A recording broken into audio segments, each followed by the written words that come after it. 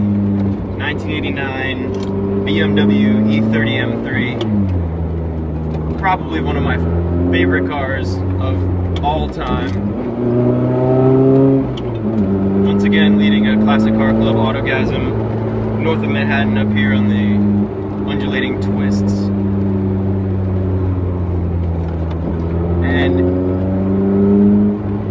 it's really hard for me to talk impartially about this car, mainly because I like it so much.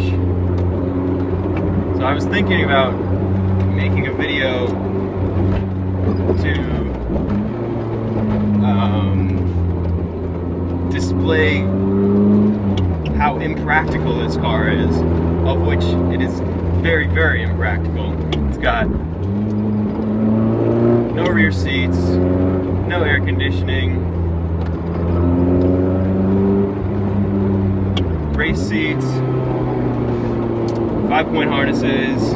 You know, there's no reason anyone would want to daily drive this car unless they were sick with loving fast cars and driving a race car on the street, which I absolutely love. In fact, I was on the West Side Highway a few weeks ago and a construction worker leaned over and leaned out of his van and said, hey man, why you got all that scaffolding in there? And didn't really have an answer for him. But what I should have said was, I'm building speed. That would have been awesome. But anyway, this E30 M3 is far from stock. Like I said, it's got full roll cage, race seats, minor engine upgrades. It's got a upgraded cam to give it a little bit better low-end torque, and an upgraded ECU as well, which really does make a big difference. Stock E30 M3s have zero low-end torque, so it totally helps to get that extra little boost there. And I talk a lot of times about how I prefer a lower horsepower car, which is very true.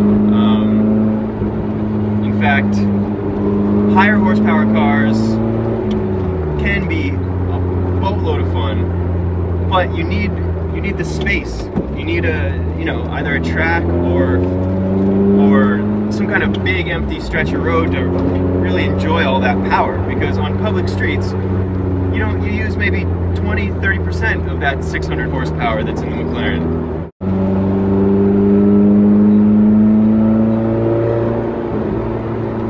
So a little bit about the handling on this car. It's got no power steering. Very, very direct. You feel everything on the road, every little bump, but in a race car, that's what you want. Hans Stuck once said, had a really funny quote, I don't remember exactly how it went, about feeling everything in a race car through your bottom. So your bottom is like the ultimate sensor when you're driving a race car. It's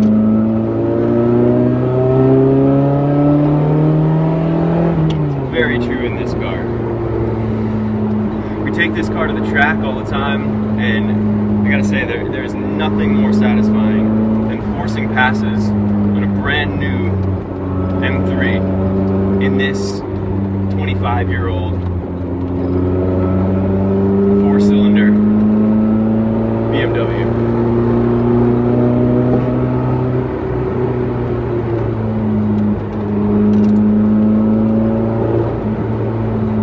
It's so light that you can really toss it around. Very, very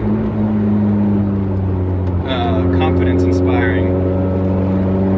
The way that it handles through these corners, just wants to go faster and faster. Although I do have to remember that I'm on the street tires right now, and when I'm on track, we've got the R competitions on it. Just big, big extra grip factor there.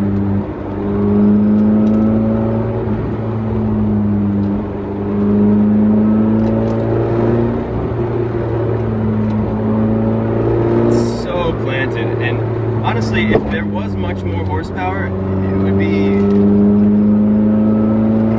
fun, but it would be much more likely that you'd lose it mid-corner or something like aggressive, the way the power comes through. Really, really nice.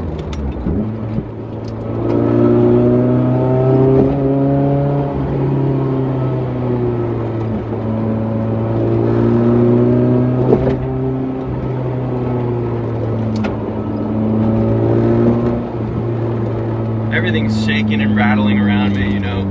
Very raw. It's a very raw experience. No traction control, no ABS. It's all just me in the car. And I love that. I wouldn't have it any other way. Compared to modern sports cars, you know, they're always kind of looking after you. You get too much on the gas mid-corner, you start to spin the wheels, it cuts power. It saves your ass, you know? Whereas this car, there's none of that. It's all up to you, and it's kind of humbling, but it's also forces you to be very, very aware of the road, not only the road surface, but also how the car is reacting to it. I read a post on Jalopnik yesterday talking about how an old 911 is the best car to learn on. And my first thought was that if every new driver was forced to not just drive, but totally push to the limit an old 911 before they were able to get their license, two things would happen. All the shitty drivers would die, first of all. Second of all, everyone else driving around would be drifting ass out on a like Jeremy Clarkson in a not-for-TV DVD featuring only Clarkson called like Velocity or High Gear or something crazy like that. Drivers.